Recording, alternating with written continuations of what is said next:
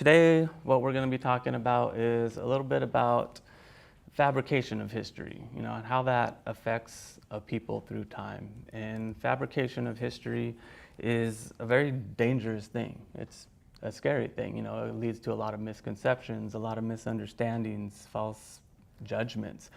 And it's a scary road to go down, and it's a very hard thing to recover from. And history sometimes can be an ugly thing. It's scary. It's sometimes terrifying to look back on tragedies that have happened and to try to imagine what it's like, to be in a place, where bad things happen. So it's a scary thing to think about and look back on, but it's something that we can't ignore. And downplaying a situation and downplaying terrible things that happen isn't how we heal. So really recognizing the truth of a situation and how that impacts lives is really how you get to know people and understand who a people are in entirety. And understanding people and understanding each other is how we become better neighbors, and ultimately we become a stronger community.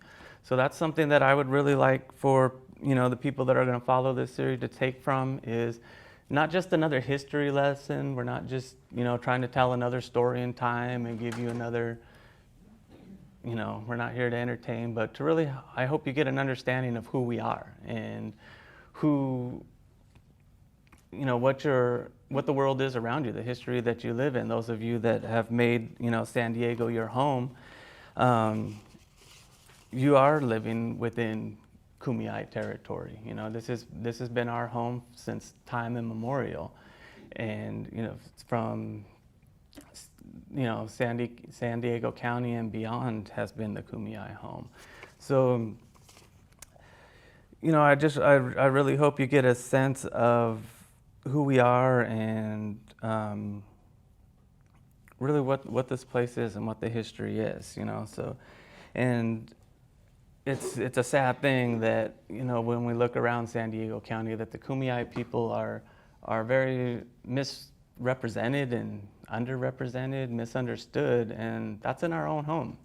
And it's a very sad thing, and it's not just sad for us, but sad for the people that call San Diego home now. If you love San Diego and you call this home, knowing your history and the origins of the place is very important. So I hope that we can shed some light on that through this series, and that you really get something from it.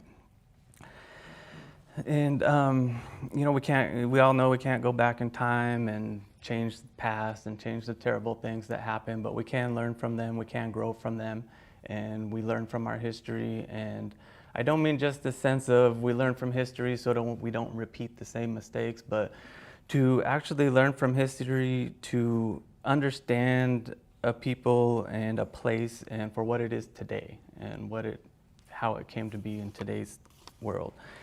And another thing I'd like you to really think about during this series is historical resources, and what are historical resources? What makes a historian? I've heard the term premier historian thrown around quite a bit lately, and that's kind of a scary term. It's not something that should be used lightly, a premier historian, because to truly know a people in a place and in a time is something that can't fully be understood through books and through reading.